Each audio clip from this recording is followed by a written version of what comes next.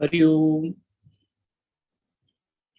Om Sahana Vavatu Sahanau Bhunaktu Sahaviryam Karavavahai Tejasvinavadhitamastu ma vidvishavahai. Om Shanti Shanti Shanti. Samasta Janakalyane Niratam Karunamayam Namami Chinmayam Devam Sadgurum Brahma Vidwaram. Om Sri Chinmaya Sadgurave Namaha. Yogena Chittasya Padena Vacham Malam Sharirasya Cha Vaidyakena Yopakarottam Pravaram Muninam Patanjali Pranjalina Natosmi. Hari Om.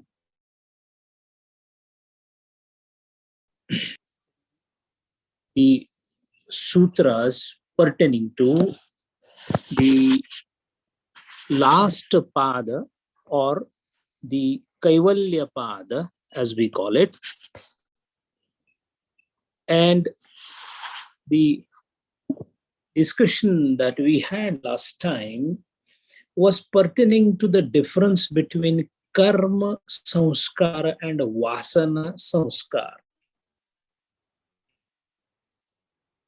We need to understand that doing karma to fulfill the desire is not a big deal. I wanted something, so there is a desire. I shall be born to fulfill it.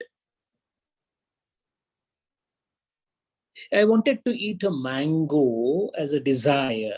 I was born again as a human being in a place where the mango is available, and then I ate the mango. So the karma cycle is complete. The problem is, while doing or taking the bhoga of the desire, while the karma is getting fructified, while the phala sevanam of the karma is happening, we get experience, anubhava. The problem lies there. You eat a mango, you liked it. The thing should rest there. It doesn't rest there because the mango being sweet and tasty, giving a particular experience to us, mind tries to harbor on that experience, which in turn gets converted into memory. Memory is a tombstone erected for the thought. Every perception gets converted into memory. This memorization of the experience that happens essentially because of indriyas while taking bhoga of the karma phala is the problem.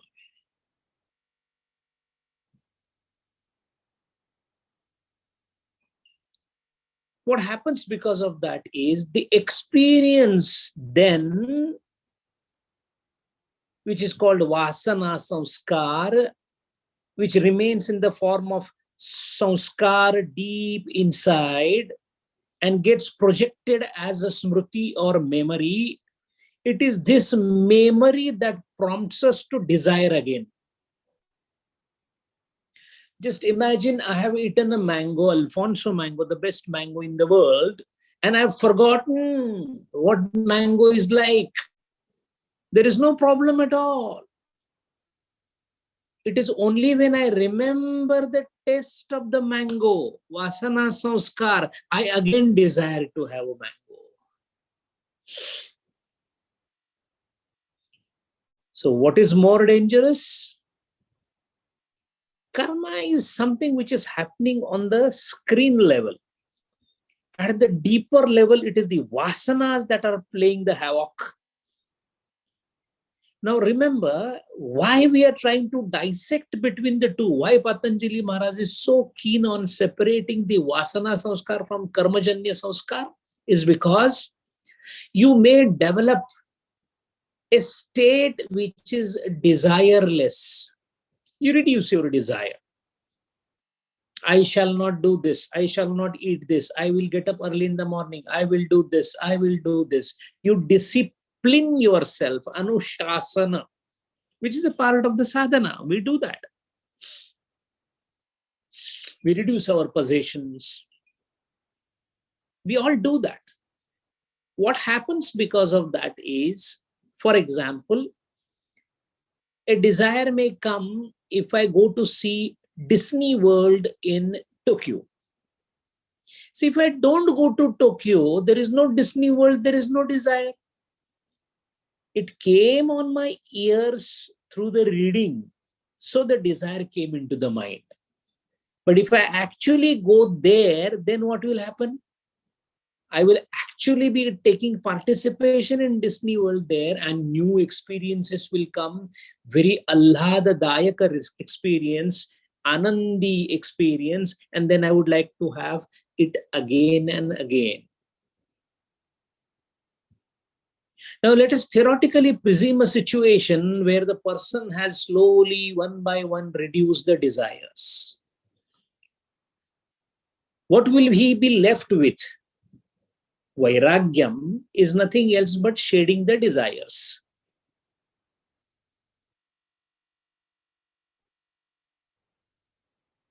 Not being covetous of anything around you is vairagya. So you don't desire anything. So the yogi is sitting in the cave, well up high in the Himalayas, where he has already practiced an amount of vairagya. So naturally, there is no desire in the mind. But what about the pool of experiences that he is carrying with him, deeply embedded inside him, which come out in the form of a memory? What do you do with that? The vast ocean of vasanas. How vast is the ocean of these vasanas? Unimaginable. Why unimaginable? Every single act of a jiva leads to formation of vasana. Seeing is vasana. One may ask a question. I'm just looking at the sky. How it can lead to vasana? The looking of towards the sky itself definitely creates in your mind a perception and related responses. You can never have a vacant look at the sky. You may not have an absolutely boiling sensation in you, like, what a night, what a day, nothing of that kind, but still the blueness of sky will please you. The vastness of sky might please you. That's enough, sir. This is enough for creating. Seeing can lead to vasana, hearing can lead to vasana. Except the deep sleep, the vasana creation shall continue at a geometrical progression, and all these, without our notice, get slowly sit in us and remain embedded inside us. waiting for the right opportunity to strike back in the form of memory. What is that is plaguing us these days at the age where we are?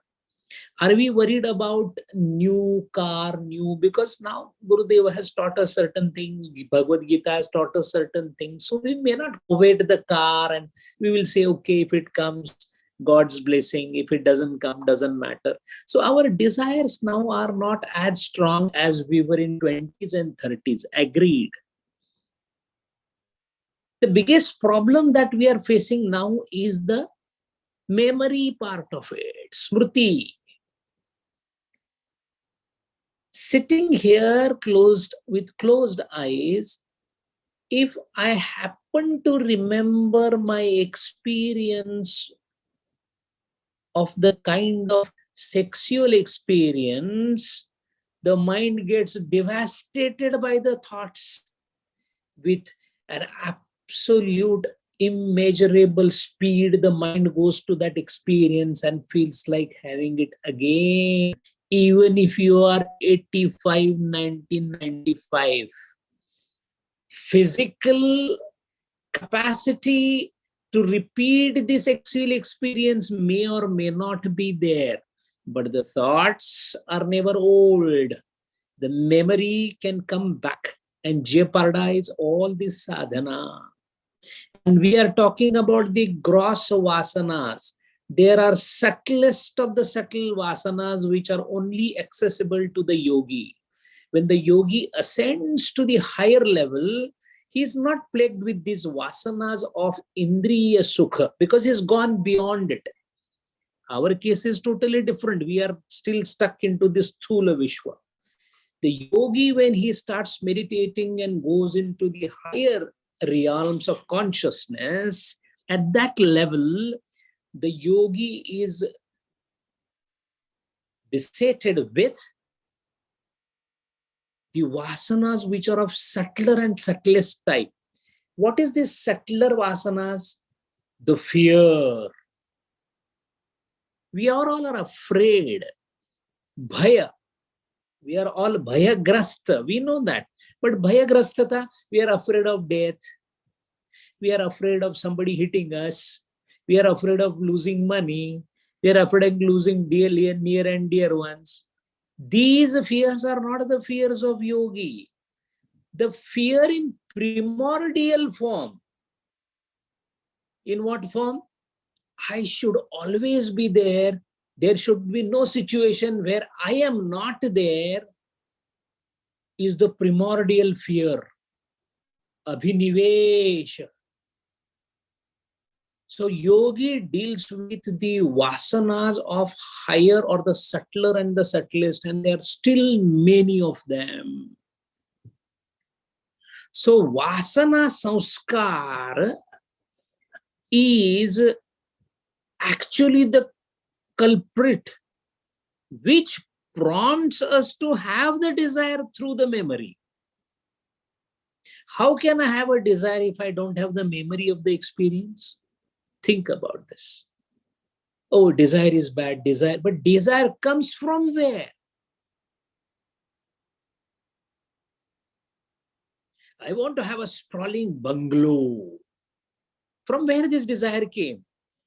You have experienced what the accommodation is. Because this desire is not there for an ant. Then what does the desire that the ant have? And also requires accommodation, but her concept of accommodation is different. The roop may change. For a honeybee, the beehive is the house. So for a house, beehive, for a man, he would say, oh, that's something in a beehive. My bungalow is more important than the beehive. The bee will not give importance or relevance to our bungalow. We will not give importance or relevance to beehive simply because we are into a particular body structure or particular upadhi to express consciousness along with set of vasanas proportionate to that birth. If I'm born as a human being, my vasanas proportionate to human beings will come with me. That is why I will not crawl on the road. I will walk on the road. Does that mean that I don't know crawling? I know crawling because I have had experience of birth as a dog in my yester births. I don't know when. So what is happening to those vasanas? They are lying in supta avastha. Later on, because of my karma or for the karma phala, when I'll be born as a dog, immediately my vasanas pertaining to the birth of the dog would become prominent, and my vasanas of human form will become relegated to the background, and that is how I'll be born as a dog and I will start walking on four legs. Set of vasanas proportionate to the birth that one is getting. Why the birth is coming? Birth is not because of vasana. Birth is because of the karma phala. It is the karma shaya which gives rise to birth. After the birth is designed, jati, ayu, bhogaha are confirmed. Which species will be born? You will be born. How long you will live, and what kind of bhog you will get depends upon what set of karmas have come as prarabdha for you. Ek praghattena militva.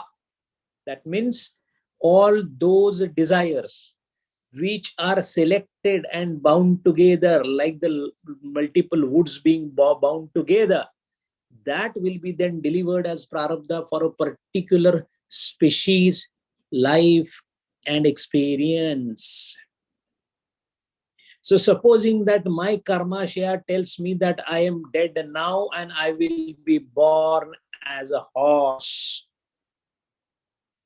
Moment I'll be born as a horse, all the desires proportionate to fulfilling the bhoga as horse will be brought together. Now I will not be interested in mango. I will not be interested in dancing, dance bar. Why? That is proportionate to the human birth.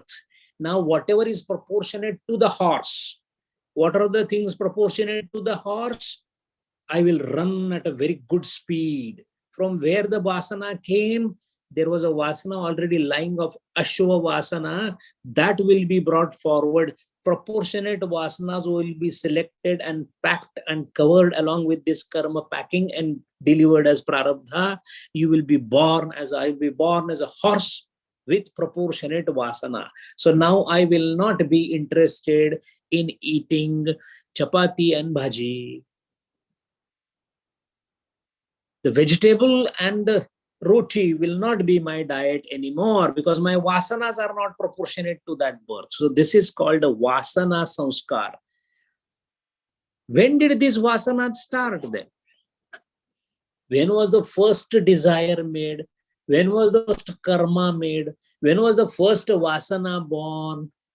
The question comes to the mind because we have a concept in our mind that there is something like there is a Bhagavan sitting there upstairs, and then suddenly one day he said, oh, let us start the world, and then he started the karma and desire. It doesn't happen that way. Why? Because we cannot think beyond time. So for us, there has to be a start, there has to be an end, there has to be Vartaman, Atit, Anagat, past, present, and the future. But the fact is, time got started after the Prakruti started. Time is an intervention that came after the space.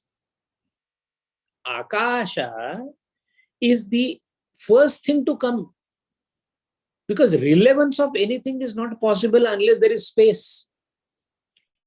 If there is no space in this world, nothing will exist because everything exists in the space. And because everything exists in the space, there is a concept of time that emerges automatically into that. So dik and kal, space and time, are the boundaries within which we operate. We means our intellect operates. So the question is, when did the first vasana arise? Vasana is not having any origin. It is called anadi. Tasam anaditvam cha ashisho nityatvat. This is the sutra. The 10th sutra says tasam means vasanam, anaditvam. They are anadi. They don't have a beginning. They are there. How come they are there from the beginning? Ashisho nityatvat. Vasanas are anadi because ashisha means what? Ashihi means kamana or desire. We say ashirvada. Ashirvada means shubha kamana. Ashihi means kamana, desire. Ashisho nityatvat. Desire has nityatva. That is why vasanas are anadi. Now, what do you mean by desires have nityatva?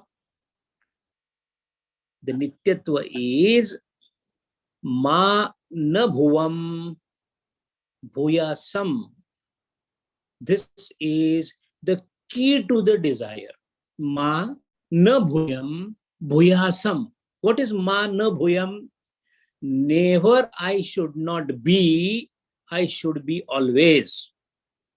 This is the first primordial desire that everybody has. When was this originated? When the Prakriti was formed. When was Prakriti formed? When Avidya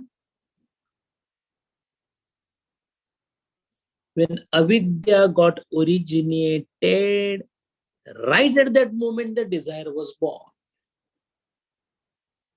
So what is the primordial desire? To be, to remain. Ma na bhuvam. Na bhuvam, I should not be there, should never happen. That means I should always be there. Bhuyasam. What is the proof for this? The proof lies in the fact that every small infant that is born of any species, including human species, even if the child is unaware of the surroundings around him, if he is about to die, he doesn't want to die. Now, the child has never experienced death. If it is so, then from where is he getting the feeling that I should not die? Why there is so much of crying and struggle and effort to remain alive by the child? Because child has not seen the death. At least the elders like us, we have not seen death, but we have seen somebody dying. So there is some amount of at least what is called as anumana jnana about it. But the child doesn't have any jnana. And the poor fellow doesn't know anything other than mother's milk or anything else. Even the mother's face also he has yet to recognize. But still when it comes to death, that means this samskar of I should not be dying must be much prior. And the fear that I may not last must be much prior. So that means the first desire is to be. So that means this mrityu bhaya which we have is not swabhavika. It is naimittika. There is a nimitta for it. Naimittika means occasionally it has been produced. It is not something you're born with, in the sense it is not ingrained in you. For example, Agni and Ushnata, they are swabhavik. You can't have Agni without Ushnata. If Agni means Ushnata has to be there. Otherwise, it is not an Agni itself. So Agni and Ushnata together are death, or the fear of death is not swabhavika. It is naimittika. Agni and Daha or Ushnata is swabhavika. But Agni touches the skin, the blister that comes is naimittika. Burning of the skin is naimittika. Burning is because of fire.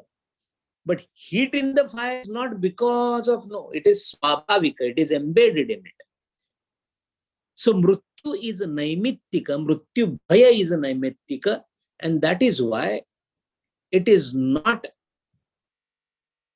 nirnimitta, it is naimittika. Somewhere down the line, millions and millions and billions of years before also, because if we look at the type of desires that we are having, they are changing every now and then. We know the desire of the person who was in 60s. A very small, simple example. In 60s, sugar cubes in my place where I'll be staying. Now, from my aunt's chitta, a sugar cube itself is like a huge thing, which may be a very small thing from a human standpoint. But now I'm in the body of ant, Pippalad.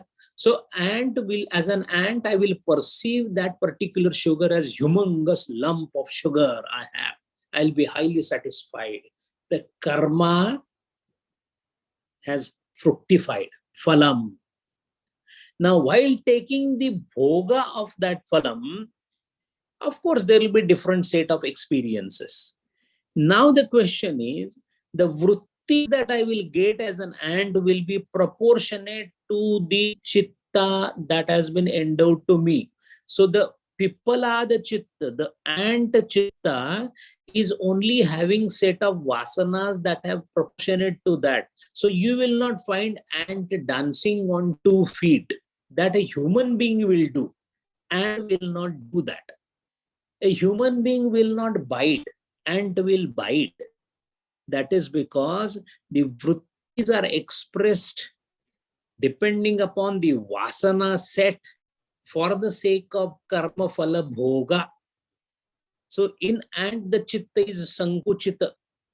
In the human being, it is widened and broadened. So chitta sankuchitata or vibhuta depends upon chitta, not the consciousness.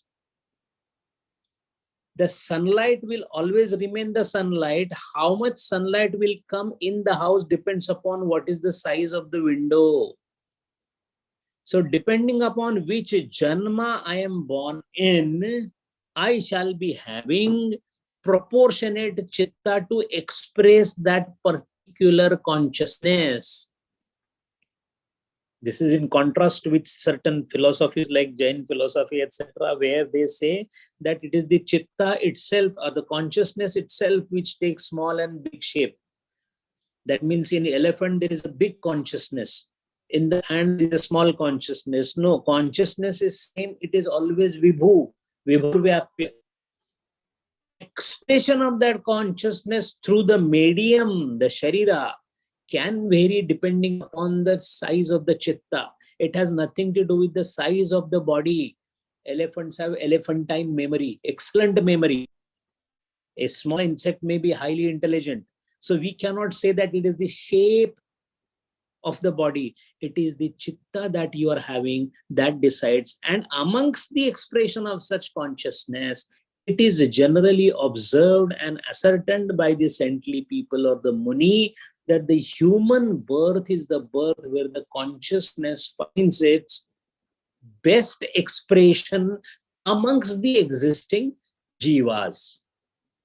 Then amongst these human beings, there are a few who use this consciousness to expand the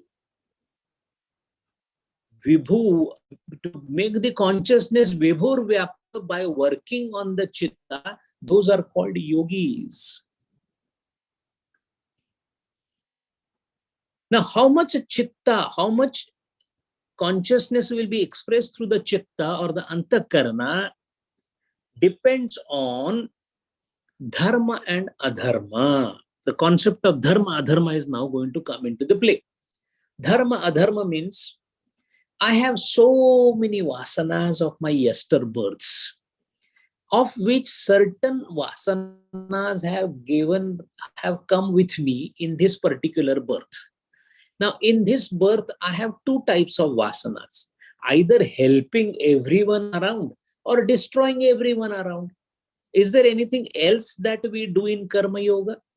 While performing the karma, either we are helping everything other than me, or I am troubling everything other than me for my sake. All right, for my sake, because it is my karma which is now getting fructified. But while getting fructified, for example, my karma was, my desire was to have mango. So for that phalam, I have come in the human form. This is one karma amongst many which were booked for this particular prarabdha. Suppose I was born as Dr. Jadhav with about 1 million karmas together as a prarabdha for this particular birth, which could be 60, 70, I don't know how many years I'm going to live. So this, out of that one, amongst this bouquet of many karmas that came as the karma, one is to eat mango, because that desire was there in the past. So now what I will do, to fructify, I will go and purchase the mango. To purchase the mango, I should have the purchasing power, one. Second thing is, when I go to buy the mango, then I'm going to interact with the mango wala, saying that, why are you putting it so expensive? You are such a richest person, always try to cheat, etc. What has happened is, while taking the karma phala bhoga, I have created new experiences.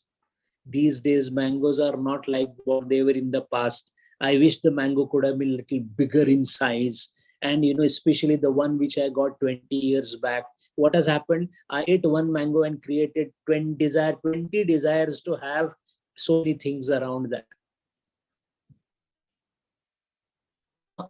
When this kind of thing happens, this can lead to two things. A Shukla karma, Krishna karma, Ashukla Krishna karma, or Shukla Krishna karma. Ashukla Krishna is only for yogis. I can do only Shukla or Krishna karma. For example, I went to get the mango and I had a fight with that. We abused each other. I abused him. What happened? Krishna karma happened while taking bhoga of the previous karma. Now this Krishna karma again will have its own birth.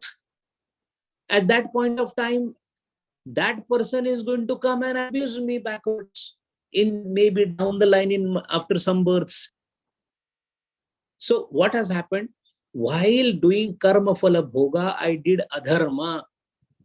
Or I may go there and buy a mango and tell the lady that, okay, you've been sitting in the sun for such a long time. Forget about this. Keep this 5 rupees for you. And thank you. You gave me a mango. What happened? Dharma. Shubha karma happened. But karma did happen. Now what will happen? Because of Shubha karma, next and next and next birth, you'll be getting all of a sudden mango from somewhere without spending money. So the phalam has come back. So dharma and adharma are the reasons for executing these karmas. To do the karma phala bhoga or vasana virachan, karma phala bhoga, we have two types of capabilities. One is called bahya nimitta. For example, I had a desire that I should help to others. It's a desire. I'll be born for this. Good or bad is immaterial. You have the desire or not, that is what matters. Now, I have a desire to help not many people. I can't see people suffering. I will be born as a doctor. Now, moment I'll be born as a doctor, then I must have all bahya nimitta. What is bahya nimitta? I should have a sudruda sharira. I should have sufficient amount of money to enter into medical college. I should have a indriya, that is buddhi, to understand anatomy, physiology, microbiology, pathology, etc. So these are called bahya sadhana for fulfillment of that one desire to help others. I have been made a doctor. At the same time, my thought process has to be according, compassionate, etc. So all these are bahya anga And there is also, it is called as adhyatmik or internal, which are manokruta nimitta. It is called adhyatmika. For example, I must have compassion, karuna, shraddha, mudita, ashraddha, guna, dvesh. These are intangible internal things which I am born with. And external things is situation, my father's, the place where I am born. These are external. Both put together are required for karma phala vipaka. Sages like Shukracharya and Agastya Rishi were born with a powerful internal adhyatmic sadhana. That is why Agastya Rishi could drink the entire ocean. Now that is a Puranic katha and we leave it there. But the fact is, the ability to drink the ocean came because of the manobala. This manobala is nothing else but adhyatmika nimitta or adhyatmika inside internal factor for fulfillment of a bhoga. So that means, moment the consciousness comes in contact with Prakriti, avidya and klesh are born. When avidya is born, desire is also simultaneously born. Attraction, repulsion, raga, dvesha is also there since eternity. So, ability of a jiva to create a vasana samskar is proportionate to its jati. In that jati, whatever possible samskar are there will happen. As an ant samskar will happen. Suppose you are born as a tree, the tree samskar will happen. You are born as a mineral samskar will happen. And if as your buddhi vikas happens, buddhi vikas means what? We are born into higher expression of consciousness. If your instrument to express consciousness, which is chitta, is little brighter, you will be born into higher species.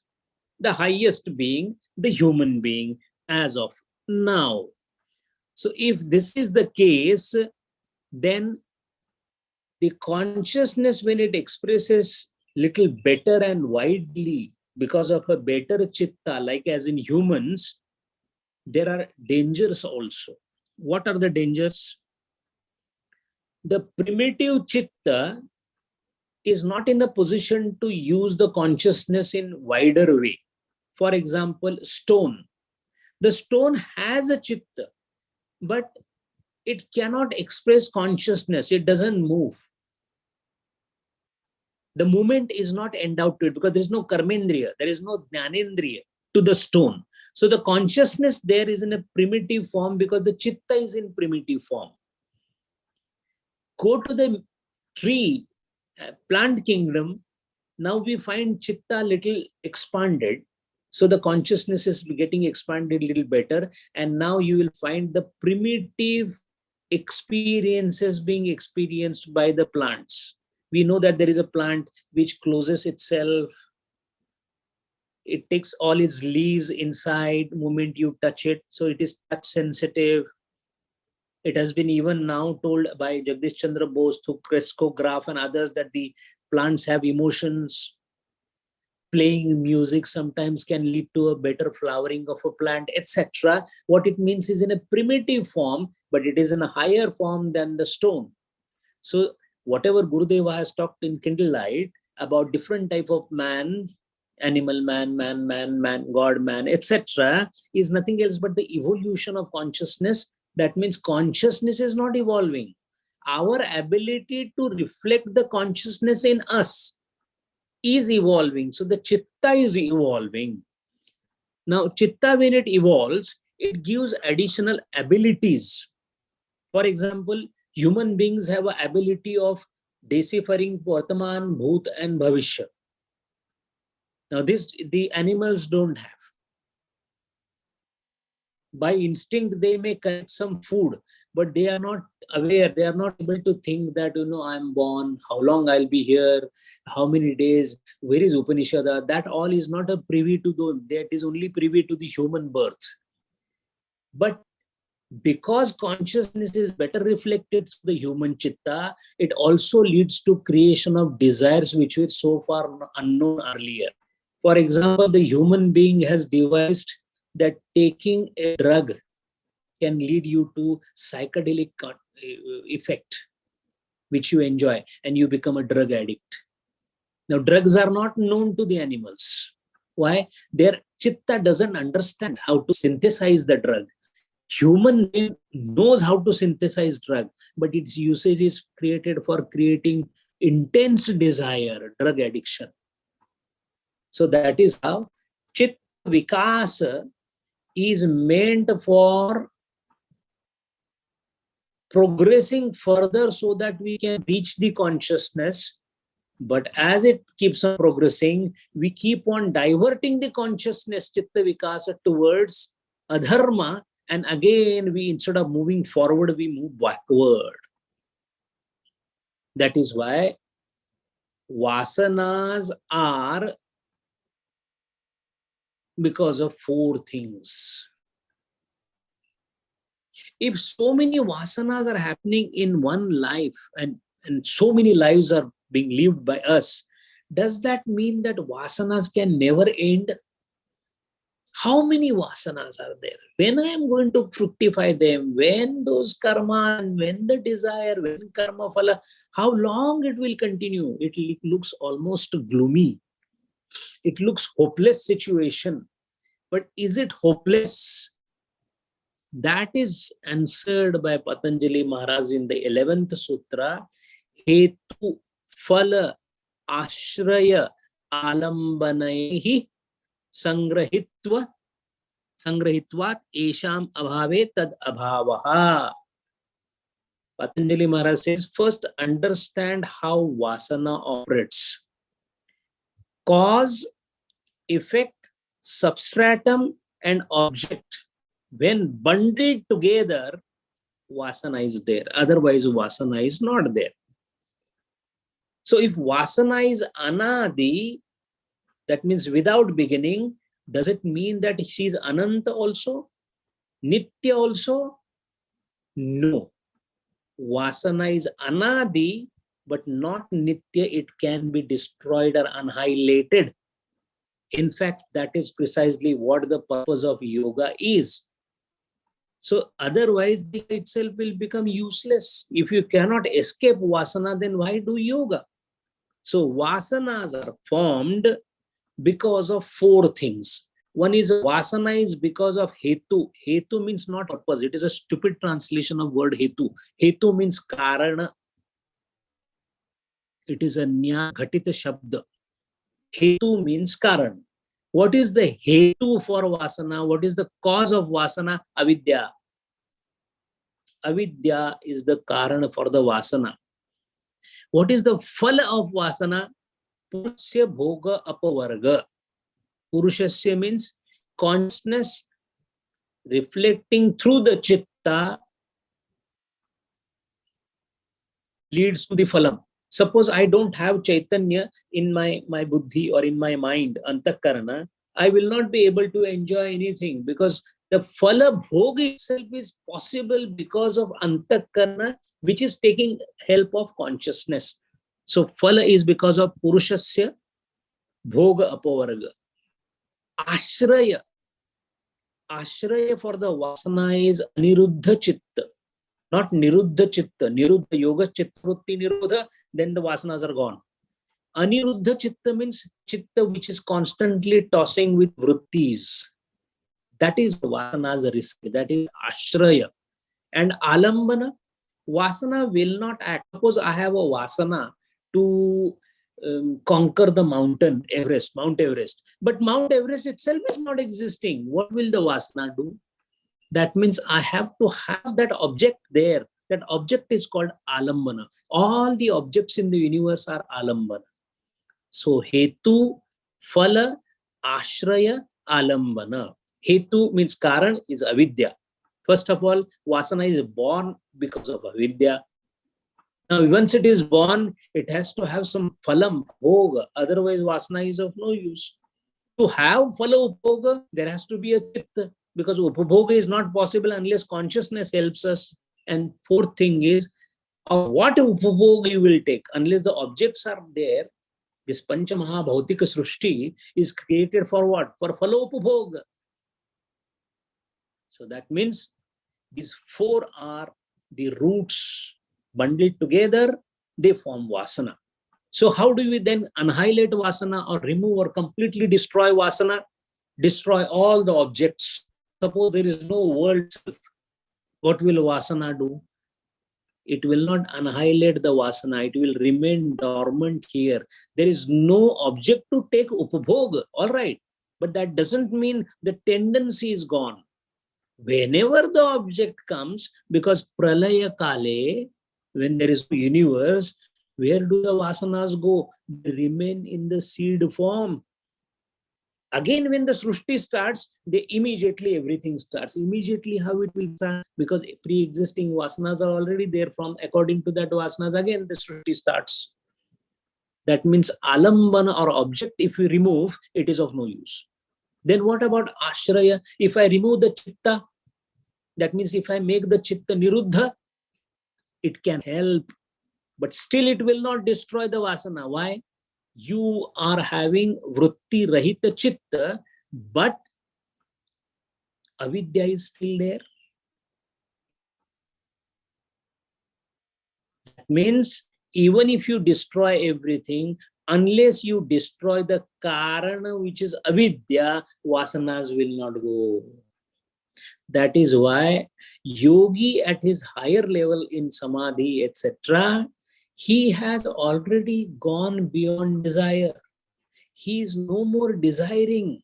His struggle is not with karma and karma phala, because he's gone beyond that. His struggle is with vasanas. All the superior aspects of sampradnyat and unsampradnyat samadhi is nothing else but a continuous struggle with vasanas. You and me, when we sit in meditation, we immediately remember, today I've got this work to do in the office. The yogi doesn't get those thoughts in the mind. Yogi's problem is the supta memories of supta experiences that he had earlier in his life, how to get rid of them while doing the concentration or the sanyama. That is why the circle of the vasanas, if it is properly understood, then Samsara Chakra can be understood. And how is Samsara Chakra formed? Karma happens because of desire. We all know that. So let us start from karma. Karma is of two types: Shubha karma, Ashubha karma. Shubha karma is called dharma, Ashubha karma is called adharma. Now, when we do dharma, Shubha karma, for example, I helped a man in distress. I nursed his wounds. What happened? Shubha karma happened. Every Shubha karma should be giving you sukha as a phalam. Now what happened? Because I dressed somebody's wound, I have been rewarded with some sukham. What kind of sukham? I'm giving delicious food. All right. If that is the karma phala bhoga, the karma phala of karma, I was given some delicious food to eat. Right. So what happened? Sukha phala upabhoga has come in my way. So I start enjoying that particular phala. Now what happened? I don't stop saying that, oh, I nursed the wound and that is why I got the food, and 1 + 1, 1 - 1, 0. It's all done. I did a good work. I got a good result, a good reward, and it's done. It is not so. First of all, I don't remember why did I get this particular delicious food. I feel that, oh, I earned it. You earned it, but through your Shubha karma in some past birth, which you don't remember, first of all. So it is your karma vipaka that is happening. Second, while enjoying this particular delicious food, first thing that comes to my mind is, I hope I get this food every day. What a food it is. There is nothing to beat this particular vegetable. This particular delicacy is absolutely delicious. There is nothing compared to it. And when I don't get it again, I am angry about it. I am painful about it. So what happened? Dvesha.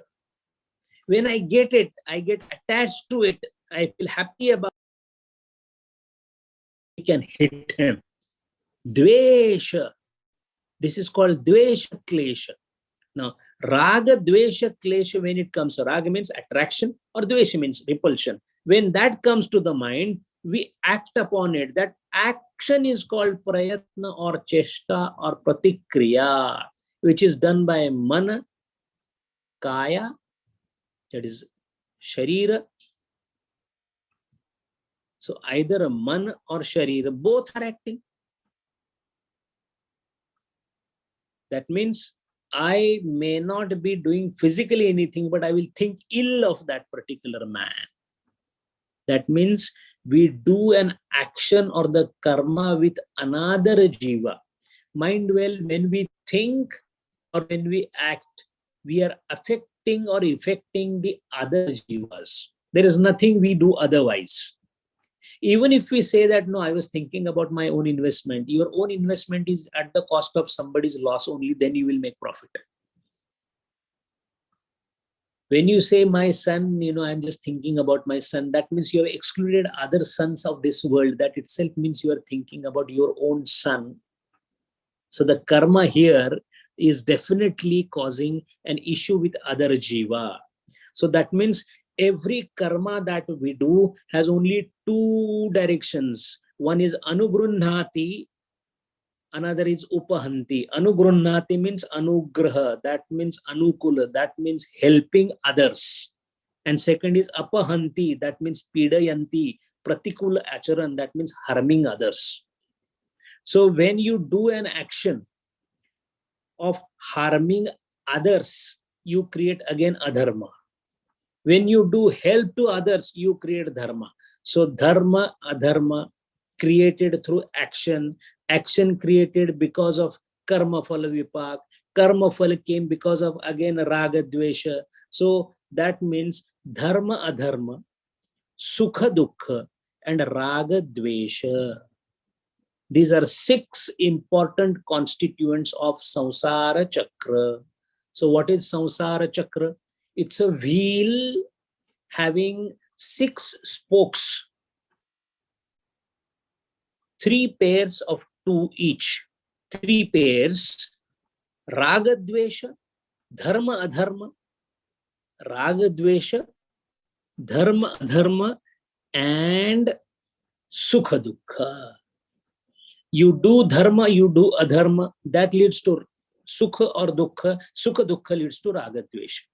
And that is how this keeps on repeating with each other. But all these spokes that you see have a center act of the will, which is avidya. Now we can destroy these spokes, work on the spokes, but the will still remain because the center of the force will, which is with avidya, it's still there. Now imagine avidya is removed, the center axle of the will is removed, the will is lost its movement. That means there is no point in working on alambana. There is no point in working on other aspects, other 3 aspects. The aspect that we need to work upon is nothing else but hetu or the karan, which is avidya. So phalam, ashraya, alambana, these 3 are not to be worked upon for the annihilation. Working on these 3 will help us to reduce the avidya or destroy the avidya. So we work on the objects, alambana, by doing what? Shamadama. It helps, but Shamadama alone will not help. It will help us to progress. We work on the chitta. Alone on the chitta will not help because it has to again further progress towards avidya.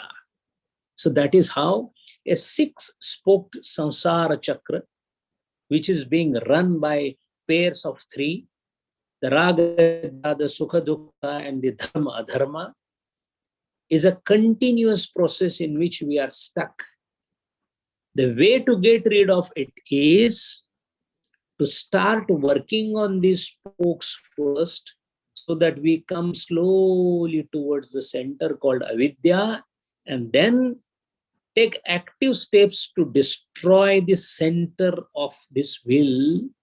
And once the axle is gone, the car derails on its own. So working on avidya, direct working on avidya is not possible, because unless we work on the spokes, that is what is called sadhana chatushta. Sadhana chatushta. This chatushta sadhana then ultimately leads for the elimination of avidya. The whole exercise of the Ashtanga Yoga is a step-by-step procedure to proceed from the axles, from the spokes towards the center of the will called avidya. So this is the meaning of the 10th sutra of Patanjali Maharaj. Kaivalyapada has sutras in a scattered form. One may not get a continuous linkage sense in these sutras. Each of these sutras are quite independent of the other apparently. But it is the gist of all the first three padas. That is why a lot of philosophy gets discussed here, and it may apparently appear scattered. That is why the commentaries on these sutras of Patanjali Maharaj is also varied in many books. As much of variation that in some books a completely different interpretation is given. And that is why one should not fall prey to the wrong interpretation of Patanjali Yoga Sutra. And the only way to ensure that is to go by Parampara Manya Sampradayika Paddhati. So that is why we are sticking to the interpretation of Swami Vivekananda and Vijnana Bhikshu, Vyasa Maharshi, and Bhojaraja's Martanda Vritti. Those are the most revered granthas for interpreting the Patanjali Yoga Sutras. Hari Om. Om Purnamada Purnam Vidam Purnat Purnam Udachyate Purnasya Purnamadaya Purnameva Vashishyate. Om Shanti Shanti Shanti. Harihi Om Shri Gurubhyo Namaha. Harihi Om. Go ahead, Rajendra. Hari Om, Sanjay Ji. Thank you very much. You have nicely explained the Ragadvesha, Dharma, Dharma, Sukha, Dukkha. And you also mentioned that the avidya starts when the desire comes. The first, ignition point is desire to generate avidya. Now, when we are born as a child, infant, we don't have any of these things. We are without avidya. No desires, nothing. We even think about whenever we feel hungry, we think about the milk. That's all. Nothing beyond that. After that, we are attaching so many desires. I don't think it is because of self. It is because of the parental influence or the surroundings. And we developed those. When I was child, 4 years old, my desire was to have a cycle. But when I grew up, I became motorcycle, then it became car. Things are growing like that. Now, what is the option? I have seen some in Uttarkashi, there was some Kutiswami next over this thing, ashram. He has mentioned that he came there at the age of 40. So he had no opportunity to develop desires other than Vedic knowledge. So the avidya was not there. So the whole samsara is, the entire world is created, to have desires, and that's the avidya. You have to, it is desire. It is what you call, I don't get the right frame. It is it is a balancing act that everybody should have desire. Isn't it that? It is not so. Desire is an aberration. Desire is an abnormality. Desire is not a natural. It is in the nature for the sake of the fulfillment of the upadhi. In this world, the only truth is consciousness or the Parabrahman or the Purusha. And that is desireless. We all are Purusha. We all are Parabrahman. We all are Atman. And all these three entities are desireless. That means desire itself is an aberration or abnormality. Now the question is, why the desire comes? Desire is the baby that is formed from avidya. What is avidya? Avidya means not knowing Parabrahman is avidya. Every one of us know that we don't know Parabrahman. We don't know Atman. We don't have Atmadnya. We have not seen Atman. We have not experienced Atman. You can't say it. We have not experienced Atman. This itself is called avidya. This avidya has two aspects to it. It covers the Parabrahman, so we never come to know what Parabrahman is. And at the same time, it does Vikshepa Shakti. One is Avarana Shakti, another is Vikshepa Shakti. Because of this Vikshepa Shakti, this Prakruti is then becomes existent and we become a part of it. So avidya is the reason for which we have come in this Prakriti. Now, very reason we have come in this Prakriti, moment avidya is born, the desire is born. Now, the nature of the desire may vary depending upon where you are. Now, it is not a right thing to think that the child doesn't have a desire. Every jiva has a desire. The desire that he has, the vasana that he has, whether it will, for example, the newly born infant cries, the cry itself is a karma. He moves the hands, that is karma. The question here is, the karmendriyas acted, the jnanendriyas acted, he cried after the birth. Not only that, now the modern science says he cries inside the womb also, is all an effect of the vasanas and the karmas that the baby has done. Now, depending upon the chitta vikasa, either in that species, from childhood to adulthood, the desires may vary, because desire is a thought process.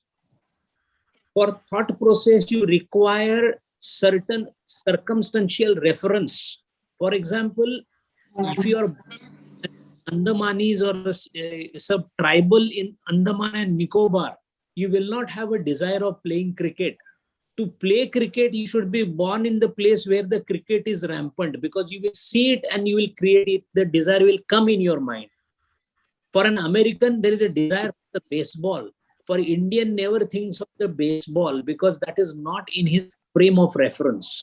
So depending upon your chitta, your indriyas, the inputs that they are giving to you, your thoughts are formed. And this thought formation is itself in the form of desire. You are helped for the thought formation by two things. One is an external object. Second is your memory. Either you see a new thing.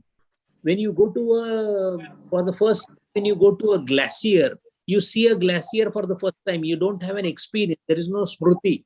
But now that you saw the glacier, smriti is also formed and object is also there. Now you will say that I have a desire to see this so-and-so glacier again.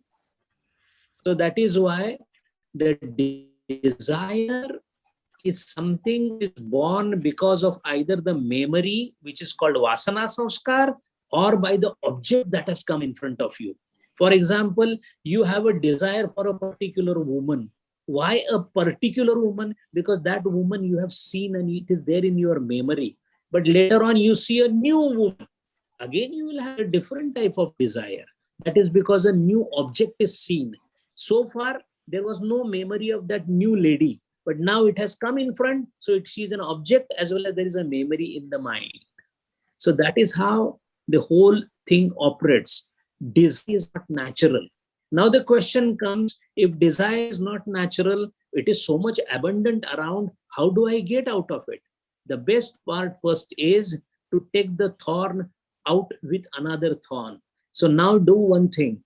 If the desire is binding, which desire is binding more and degrading? The bad desire is more binding and degrading than the good desire. So the first step is do good desire so that bad desires become less. Then what will happen? Good desire will slowly inculcate sattva guna in you. So what happens? Keep desiring good, keep doing good, keep doing shubham kalyana karam, so that a time comes when a good desire also ends. The time when the good desire ends at the height of goodness. That means at the height of sattva-guna. Inculcate so much sattva-guna that it becomes so high that sattva-guna's pariposh itself helps you to go beyond the gunas, and then you are done. Are you? Sanjay ji, my question has already been explained by you. Still, I have a small doubt. From a small, say, from an ant, how do the jiva take the transition to another creature or plant or something? Where is that point lies? The point lies in, when you are in the ant form, you have to understand that you became ant because in this particular birth of ant, your karmas proportionate for the fulfillment as an ant have come out. Now, supposing you had an inherent, in some other birth, you felt like biting somebody. Now that biting samskara will be fulfilled here. That particular desire will be fulfilled in the ant form. Now, moment you want to get into the ant form, there is a preparation done for that birth. Preparation is take out all those karmas which can be fulfilled in this particular form called ant. So those karmas are taken out. Now, suppose there are 40 karmas are taken out. So all 40 will be fulfilled in that particular birth of ant.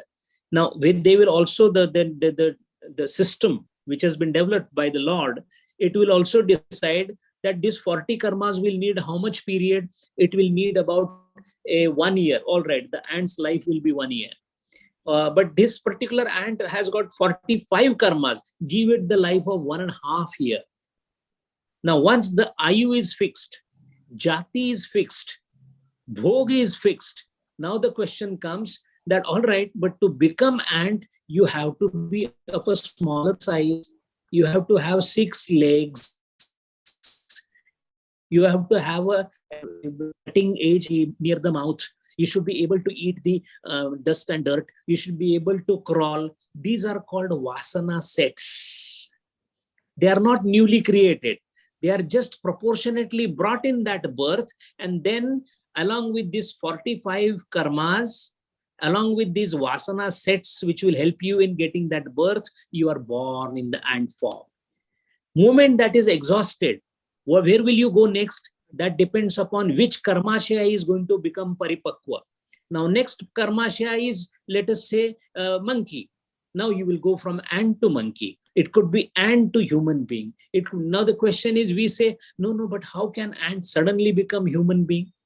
Yes, there is a gradual vikas, but that all depends upon which karmashaya is going to fructify. Suppose as a human being, you did absolute murders, or you acted like Hitler. Where do you think you will go from Manushya Yoni? Tiryak Yoni. In Tiryak Yoni means directly into that most treacherous Yoni where you will be suffering and suffering and suffering. It could be Patal. That means you will be inside the Bhugarbha, lying down there as a bacteria for a very long time.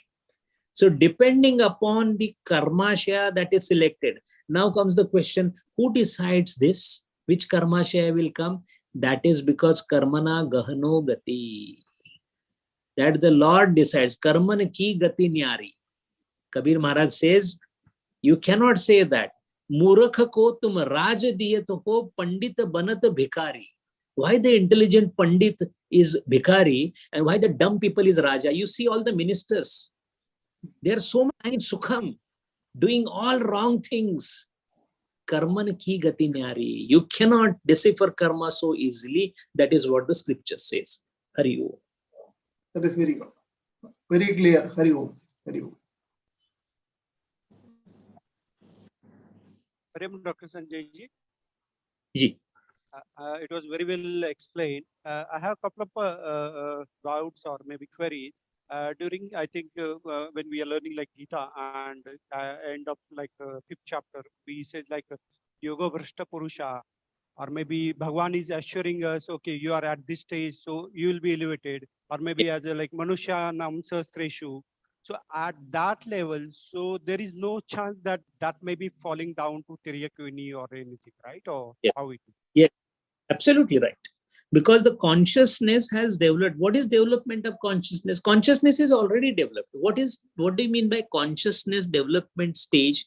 What it means is how much of the trigunas you have accumulated over the multiple births. As we keep on developing the consciousness, we actually develop sattva guna more and more. So that means if you have developed sattva guna to an extent that you have become almost a sampradnyat or sampradnyat stage yogi, and you died because the jati was over, so you will be reborn again. So now already you are at a stage where your desires, your kamana, your vasana are proportionate to only to elevate. A yogi will desire what? To go beyond the gunas. It's a desire. But look at the beautiful desire that he has. You want to be like God. It's a wonderful desire to have. Although this desire itself is an obstacle at a later stage. But this desire is so high, lofty desires. Gurudeva went to Himalayas with a desire to learn Upanishads and attain moksha. It's a desire. But that desire propelled him, a proportionate consciousness came to him, proportionate chitta came to him because of the previous progress. So it is a continuous evolution of consciousness from lower to higher. And that is what the whole Prakriti and Samsara is all about.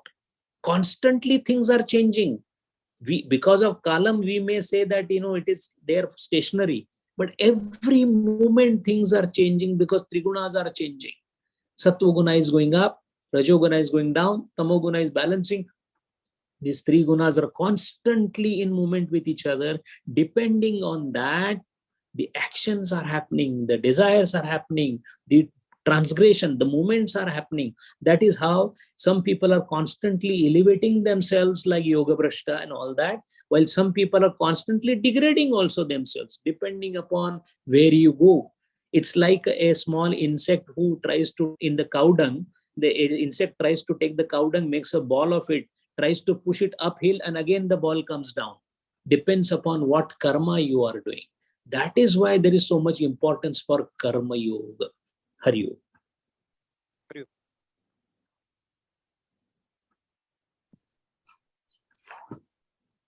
Hari Om, Sanjay ji. Looks like we are ready to close. No, I just have a small question. It may take a couple of minutes more. Is it okay? Hello? Okay. Yes, please. Yes. Yes, please. The inanimate. Yeah. There are two types of objectives. We know that one is animated, the other one is inanimated. And it is also known that the inanimated objects also have consciousness. Now, the progression of consciousness which happens from the inanimated object to animated, in between there is one more stage. I was not able to understand if there is no desire, if there is no chitta that can have a desire like in inanimated objects, how their consciousness will progress. Because for progress of consciousness, I think the desire is required. Yes, the progress of consciousness depends on desire, but again, there are two aspects to it. One is called Bhoga Yoni, one is called Tyaga Yoni. A Bhoga Yoni is Yoni, that means that species where you are born are only for the sake of karma phala bhoga. Now, when you're doing only bhoga, at that point of time, the consciousness is not evolved to desire further. A stone is a yoni where there is only bhoga yoni. That means the consciousness is there just for the sake of bhoga. As with the consciousness starts progressing forward, then tyaga yoni starts. Now, to do tyagam, you require to know what is to be desired, what is not to be desired. That is why desire comes into the play. That doesn't mean that the desire is not there with the lower things or inanimate things. Let us take example. A copper alloy is formed with nickel, but it is not formed with some other element. Why the preference by one element to form the hydrochloric and other acids will corrode certain things, but the gold will not get corroded. Iron will rust, but gold will not rust. Who decides this? Now we call this as a chemical reaction or physical, whatever reaction we call it. That is our naming the reaction. But propensity, preference of a metal to interact with something but not to interact with other thing, from where this has come. This propensity itself is an explanation of the vasana that are pre-existing in that particular metal form. These are all forms expressing the vasanas. So that is why it is not right to assume that the vasanas are not expressing there. They are expressing in the way which we do not see that they are expressed in our ways. So that means vasanas can be existing even at the minutest level, one. Two, vasanas can be in the form of bhoga yoni or tyaga yoni. More the bhoga yoni, less the desire, more the bhoga. More the tyaga yoni, less the bhoga, more the desires. Again, what type of desires depends upon your vasanas and your previous deeds.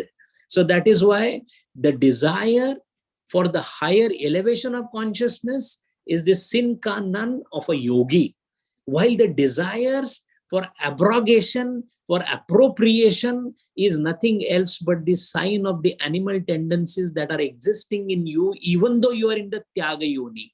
Why do you think a murderer does a murder? It is because of the animal instinct that he has, which he has inherited as a vasana from his past. Although he has evolved at this stage, there is a possibility because of the vasanas to go down.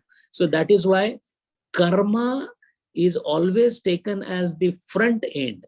But really what is operating is the thing on the behind, thing in the behind, and that is vasana forces. Hari Om.